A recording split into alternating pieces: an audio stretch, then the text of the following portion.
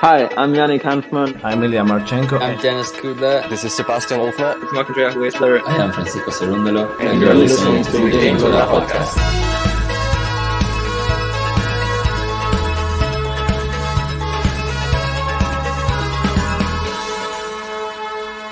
Hopefully you enjoy it. Novak Djokovic comes in, he steals the title, he wins the 23rd Grand Slam. He's the first guy in history to win 23 Grand Slams. Alcaraz is going to win Roland Garros this year. He wants to be the greatest player. He wants to emulate some of the big goats of the game. I think Iga's going to win Roland Garros and win it back to back. It doesn't happen often. Iga Swiatek, who is going to be picking up her third, and in the men's, Daniel Medvedev. Rude winning Roland Garros. Ostapenko is going to get her second Roland Garros title. Carlos Alcaraz is going to win the men's side. Iga Swiatek is going to win on the women's. Daniil Medvedev and Jessica Pegula will bring home the trophies this year.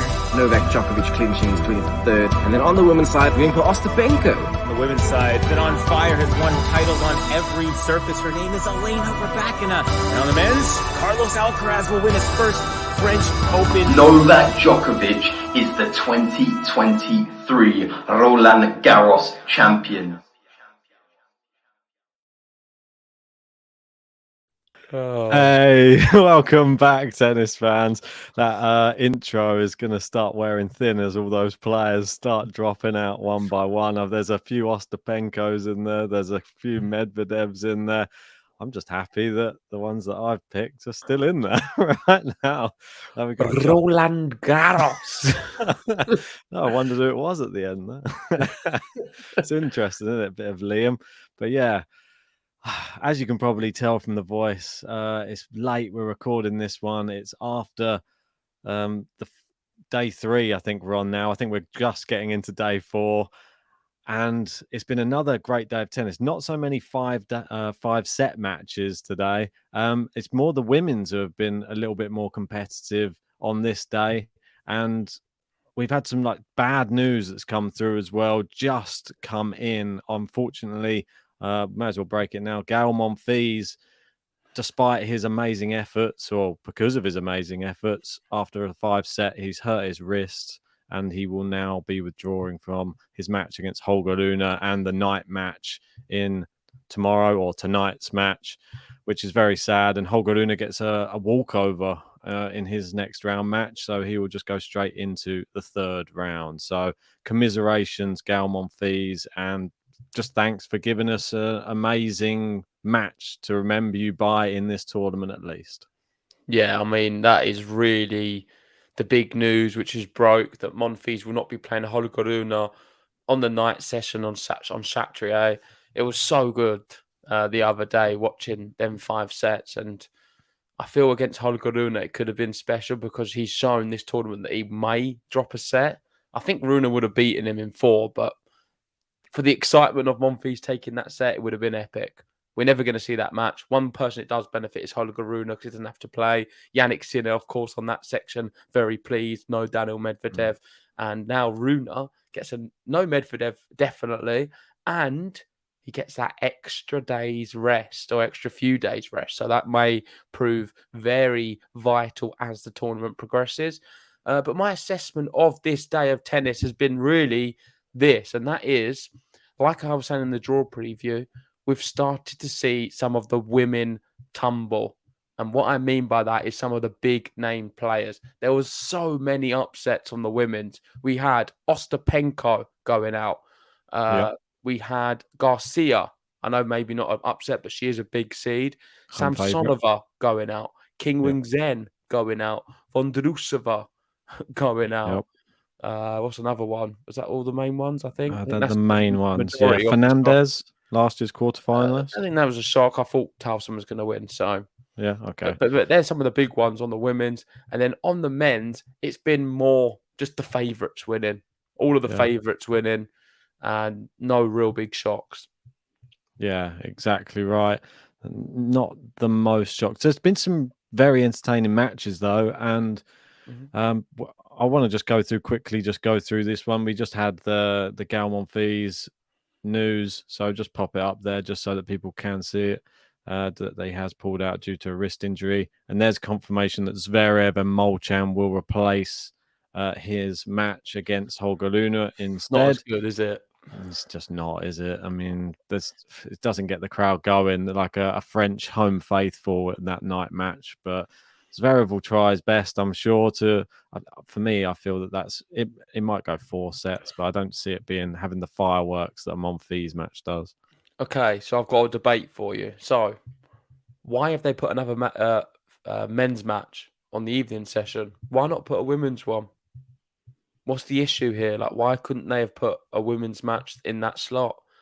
I mean, there is a few to choose from. You could have put Iga there. You could have put Coco Gauff, Jabeur. I think they're trying to give value because the evening session is literally just... That could have been a great evening match. The evening I think that would have been better than the Zverev one. It's literally just a match, though, the evening session. It's one. So if you've got one match, they probably want to try and give them 3 sets minimum. And for men's, it could be... get 3 sets on the women's. You could do. I mean, it is possible. You could still even get 4 hours, potentially. Yeah.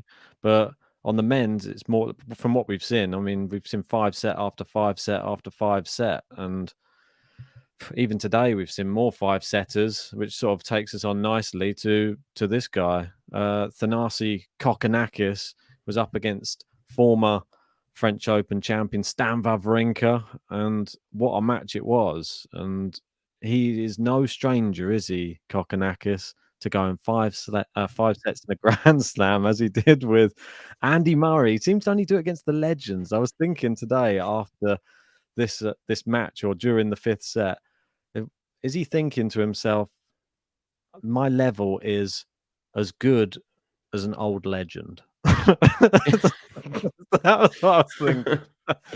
Yeah, it's quite interesting when you put it like that. I thought he was more thinking, oh no, I'm in a 5th set against a legend, I'm going to lose again. Because surely that Murray match must have been in his head. This is what he had to say. So I lost a match in the Grand Slam earlier this year against Murray from 2 sets to love. I didn't want to do it against another legend. You can imagine the things coming into my mind. And that exactly was going into his mind. But he managed to hold it off and win. And I was surprised because I fancied Stan in that 5th set. Was it a close 5th? Let me have a look. It was 6-3. So yeah, I was surprised. I thought it would have gone real deep. But it was 56 minutes long. I'm a little bit disappointed. I wanted Stan to win that one. Yeah, I mean, the longer that we can keep former French Open champions or former Grand Slam champions in the draw, I think it makes it more interesting. Obviously, Stan puts a lot of bums on seats. He's got you saw him after his first match when he was sort of orchestrating the crowd into chants and things. He's just a fan favorite wherever he goes, Wawrinka. Not to say that Kokkinakis isn't. He's a bit more like a Marmite player. I think he's one of those people. He brings it, but some of the Aussies, you either love them or you hate them, I think, on court. I think he's entertaining, though. You know you're going to get a good match of him. Definitely. And he'll give it his all. And you will get that sort of showman spirit, which people don't often talk about. He's got brilliant natural ability, and I always find him interesting to watch. Likeability, you do get these 5-set or thriller matches with him. The big news with this is, of course, it now means that there is only one man left in the draw who has won Roland Garros. You know who that is, Novak Djokovic. Oh, I couldn't have guessed. Well, and should we move on to him next? I know that he was the last match on, so I was going to sort of save him till last. But let's move on to him next, actually, because he obviously was up against Marton Fucsovics from Hungary, the player that we always speak about, who plays at an incredibly high level, but he can only really do it for 1 set against the big boys. And it happened again. Played great for 1 set and then crumbled, really. And I would more say that he's got no chance of beating Djokovic or anyone really top 10, top 20. He is a top 50 player, but beats players 50 or lower comfortably and struggles with the rest. Well, not even comfortably. He always makes a meal of it. But against Djokovic, I didn't give him a chance, and that's exactly what happened. And this is a tweet from one of the Noel fans, one of the big Djokovic fans. I think it's Danny on Twitter. And he wrote this. So last year, Fucsovics was highly critical of Djokovic and said he did not belong in Australia. Today, Djokovic kicked Fucsovics out of the French Open with a beating he will never forget. Novak Djokovic is a man on a mission, and something happened similar recently with Alex de Minaur. Yeah. There was someone else as well, but everyone who speaks out against Djokovic, he just beats their ass on a tennis court. Bageled him. I mean, it was a one-sided beating after that first set. The first set, it shouldn't have really gone tie break, but credit to Vucevic, he actually played some really decent stuff. He had good recovery skills, but for a set, that was all. The sad thing is, Vucevic is going to just be another Sardi, another Monfils against Novak Djokovic, in which you can play him as many times as you like. He's always going to lose. Cue the next tweet.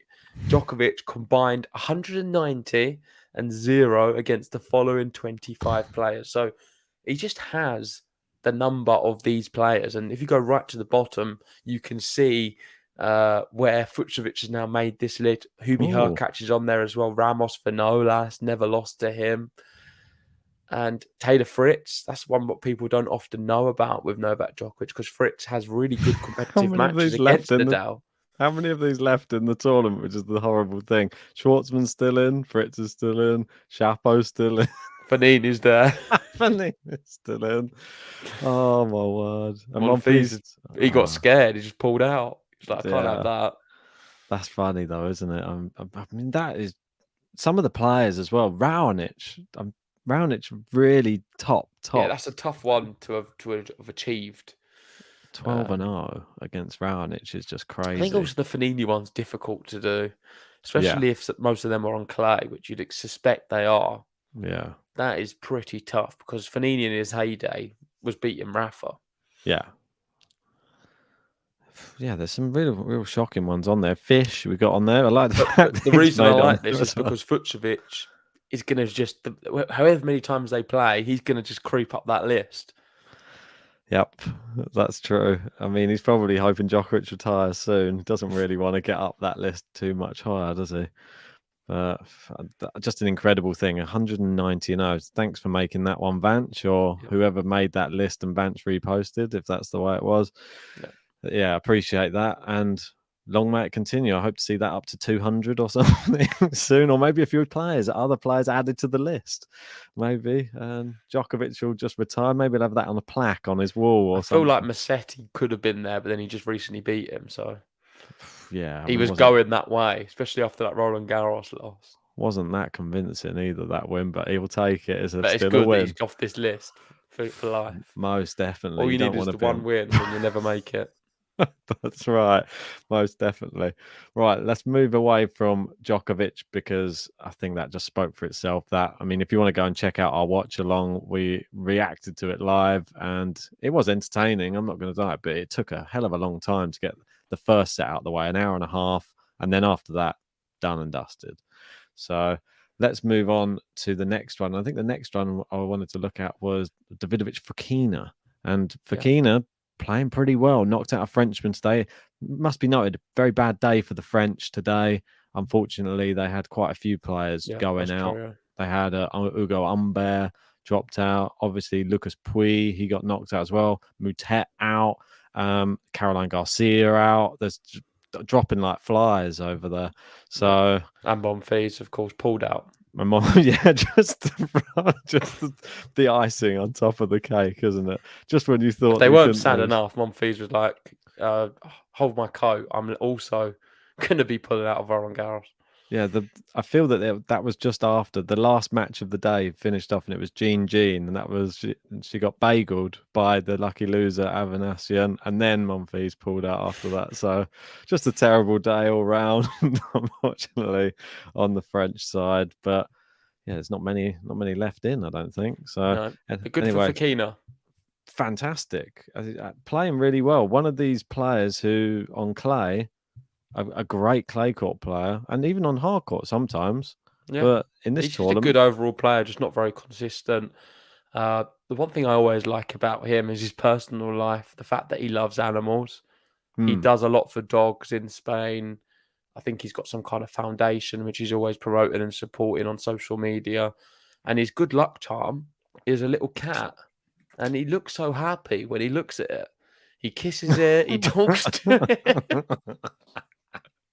He's a bit of a weird man, if I'm honest, but I quite like it. I mean, the haircut's not really for me. He's not got a Spanish name. He falls around the clay. He rolls around like a dog on the clay, and he just loves animals. He's just a good guy, man.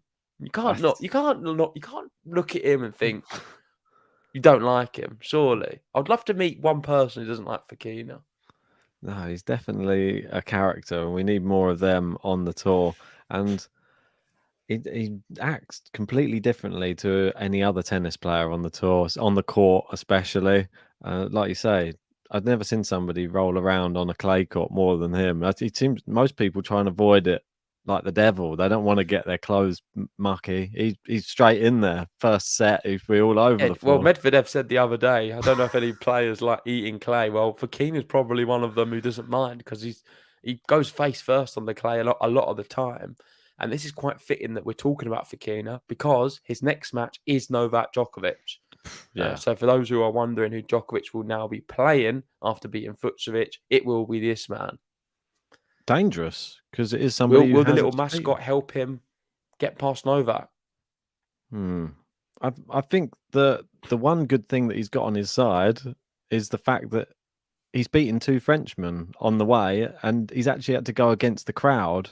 So he's faced adversity, and he hasn't batted an eyelid whilst playing. He beat Fils in 4, who was in great form coming in, and then Van Ascher, the junior French Open champion, in straight sets.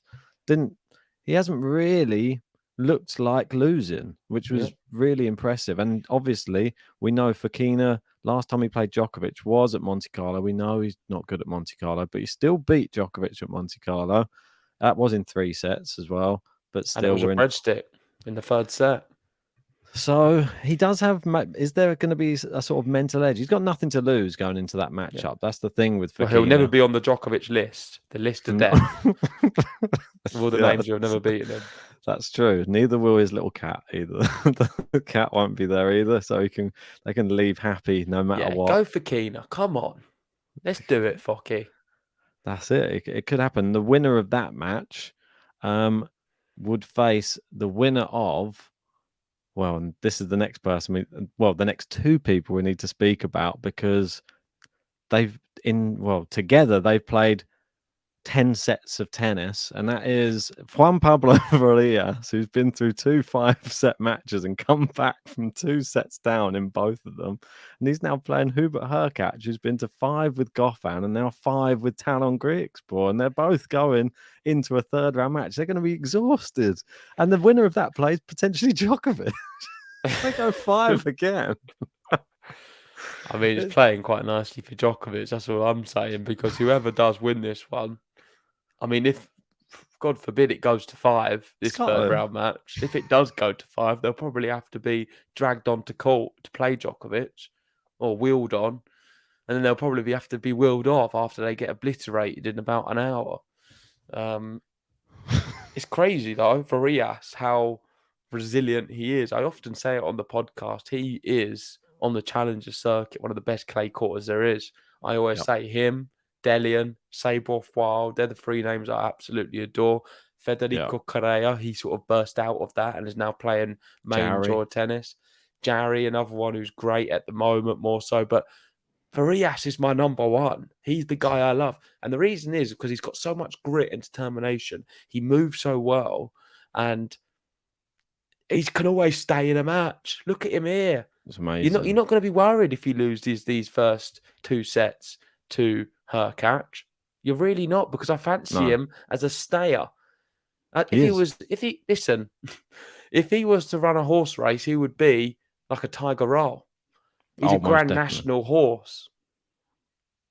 The one thing that that I absolutely love him. He's 27 years old, and his style Peruvian. Peruvian, and you just know from that side of the world. I mean, we've watched so many of his matches to know what he's all about. True. He literally just sticks in every single. He must be one of the most frustrating players to play against on the clay courts, especially the slower clay, because he will make you.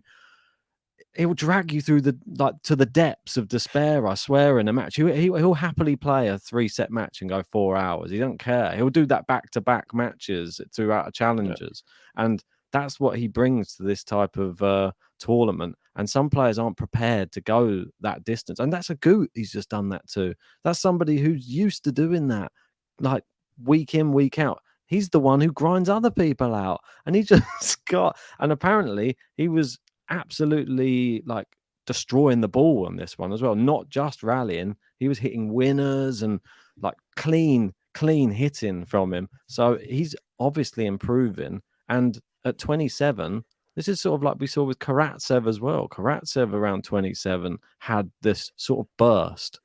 And could this be his burst now, where we sort of realizing his potential? If I'm totally honest, I want him to beat her catching straight sets, and then have a little bit of an easier match, a little bit of a breather where he's not going to be so tired in this one. Then play Djokovic.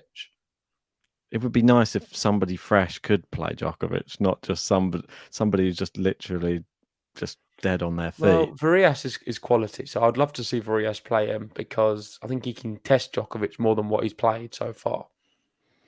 Yes, I believe so, and I feel that at the very least he will just keep making Djokovic play another shot constantly. He just will never go away. You'll have to put him away. And Djokovic, he knows the clay inside out. That's one thing about him. Yeah, the one thing I'd say about Djokovic is he's looked good, but he hasn't looked his best. He's still with suspect shots here and there. I mean, he started to really tear into Vucevic when he knew that he could, but Varias might not give you that opportunity, but he's still got to get past her catch. So it's not an easy thing at all. He's there, he's big serving, and maybe he'll just be shortening points to try and avoid a long, drawn-out match again. So, anyway. Moving on. We should speak about this man. I mean, it's sort of been the tournament of the Italians a bit, this tournament, and well done to Lorenzo Musetti, who I'm not going to lie, I thought this was going to be Shevchenko wins at least a set, and I thought that you were probably thinking similar, maybe 5 sets, but boy, were we wrong. Yep, and we've got girlfriend Potapova, who is the girlfriend of Shevchenko, not Lorenzo Musetti, which we found out before we went live. She was watching on. And yeah, I was really surprised, actually. I think there must be some kind of injury, or he maybe wasn't at his best. Or was Musetti simply that good? I'm going to put that to you guys because I didn't watch it. Roland. I'm just surprised because I thought Shevchenko was going to really trouble him, and I actually thought he was going to beat him. So that is my player so far who surprised me the most. And Musetti, who's playing like this and can do that against Shevchenko, whoa, sky's the limit. He can go really far. Well, he's on a collision course potentially with Alcaraz for the 4th round. That's the main thing. And apparently, according to Roland, who covered the match on our channel, said his forehand was the weapon, which was really killing off Shevchenko. It was dangerous. It was like a bullet. And that was the thing which he had in abundance today. So well done to him. It wasn't the backhand's the thing we normally look at. So well done. I'll be keeping a close eye on him. And moving on, I think we're covered most of the men's now. Should we move on to the women's and somebody's birthday, I believe? Is that right, JG? Yes, not just somebody, the one and only Iga Swiatek. She received a tiramisu cake from the Technofiber team. She also got another cake as well from the Roland Garros lot. So there's been a lot of cakes being handed to her. It's her 22nd birthday. And old. Yeah, she's a big favourite for Roland Garros at 22 years old. Old. I mean, considering a lot of the players, well, some of the players we've been speaking about, that she's 6 years older than the other players in the draw, so she's getting on a bit, old Iga. But yeah, going for that. When you say some of them, you mean one player? Well, Brenda, who was in there, she's out. She's not in the draw. Alec, she was in there. She's out. She's not in the draw. The other Pravita was in there. She's out. So you got Mira Andreeva. So there's one person you was referring to. Okay. Yeah, just the one. Thanks for that, Ben. That's all right. No worries. I'm here all week. More fake news. Week. It's not really fake. It's still. Well, you said other players in the draw. They're not in the draw. They're all out. So They there's were only in. one They left. were in it. They just went out of it. But it was valid at the beginning of the tournament. Anyway, I like that cake, but does she reckon she's actually able to eat any of these cakes she's being given, or does she just have to put them on the sure side? she'll have a little bit. It'd be a waste to leave it. I don't know. Someone's got to eat it. Maybe they save them for her, and then she just has them at the end when she wins it. I wouldn't eat all that coffee though before bed. Wouldn't be able to sleep. All the caffeine. Maybe. She'll be buzzing off the walls in Paris. Maybe she's going to have that before her next match. Just Little sugar rush. Runs on, double listen, bacon. if it helps her start a little bit better, then I think she should eat the whole cake because she was terrible the other day.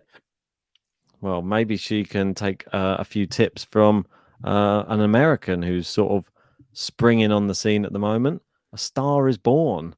Peyton Stearns knocks out Jelena Ostapenko, and the biggest win of her pro career to boot. Well, Ostapenko was one of the favourites to win Roland Garros. She was a contender. Maybe not one of the favourites, one of the contenders, one of the favourite contenders. I don't know how you want to word it. She had a real chance. A lot of people were saying Ostapenko. I thought she would have gone really far. It's ruined my bracket. But I didn't take into consideration that we was going to get this wonder kid come through. And she could have a breakthrough tournament. She can keep winning. She's so good. She really is so good. Only young. She's got great history and pedigree in the juniors, and she's just following it up and showing that she can play on the clay courts. That's one thing I wasn't sure. I didn't know she was great on clay. We have a lot of people in our live chat talking highly of her. Yeah. And she's certainly on my radar as a young player who is everything we hoped Raducanu would be. Well, she's not won a slam yet, but maybe she will have one on her record soon. Who knows? Maybe this is her. But the way she's going about her tennis is with the trajectory where she's going to have a career in tennis. Well, the one thing she said, and I thought it was really interesting the way that they posed the question to her about how she was handling the pressure of these big matches and the crowds, and she put it all down to college tennis, which I thought was very interesting. In the US, she was very much into the college scene, and she said she had to deal with these type of rowdy crowds and stuff in college tennis. It said it just took her back to there, and she said she loves it. She thrives on it. She wants to play in those sort of conditions. So that's brilliant to hear. Yeah, I believe Danielle Collins is a big inspiration of hers for how she got into college tennis. Well, that's fantastic. I mean, great role model, Danielle Collins, fantastic tennis player. So high stock, that's for sure. And quickly before we move on her, I just want to say she was 69, I believe, in the rankings.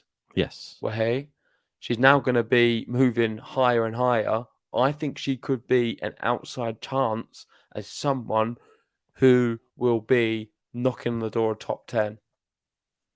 Fantastic. If that's the case, I mean, she's 21 years old. That would be amazing. Because we still have, I think, the US Open in which she could do something magic. Well, I mean, that would be the tournament of choice, I'm sure, if she was to do it. And she's so good on the hard courts, even better than the clay. So, right. So just before we wrap this one up, let's just have a quick look through some of the other results. There's some shout outs that we definitely need to give on this podcast, especially. So Svitolina being one of them, just on the women's. Just going to briefly run down here. You missed Mertens. I'm not giving Mertens a shout out. Sorry. Shout out Mertens. I picked her to go this far in the bracket. Oh, did you? Oh, okay. All right. My finalists, we've had your one go out in Ostapenko. Daria Kasatkina. Yeah. I thought she played fantastically well. And what an amazing tweener passing shot she did in that match. If you haven't had a chance to look at it, go on Twitter, have a look. It's incredible. One of the best I've ever seen. So, and it looked like she was completely out the point and completely smashed it. Mukova. Are you going to skip past my dark horse? Who's your dark horse? Potapova. Like she's not there, no? Oh, I thought we spoke about her already. Shevchenko's girlfriend. Oh, yeah, there you go. No, she's playing well. Go Sharif. up. Let's look at the score. Sharif. 6-1 against Sharif. Wow. Come on, Potapova. Dark horse. J Genius. What about this finalist here, Pavlyuchenkova? previous finalist, going through against Samsonova. That's a U player. Mukova there, weird match. Got bageled in the middle set, but then won 6-3, 6-3. Typical. And this person, Stephens is going about her business. I think this is the person. Keep your eye on Sloane Stephens. I think she's just doing it for now. Previous finalist. She's looking quite good. So just easy draw. Possibly. Clara Towson, there we go. Another one of my dark horses. The two of them, Potapova and Towson. And Rakhimova seems to be just ploughing through the draw as well. I'm not sure. Racking up the W's. That's it, mate.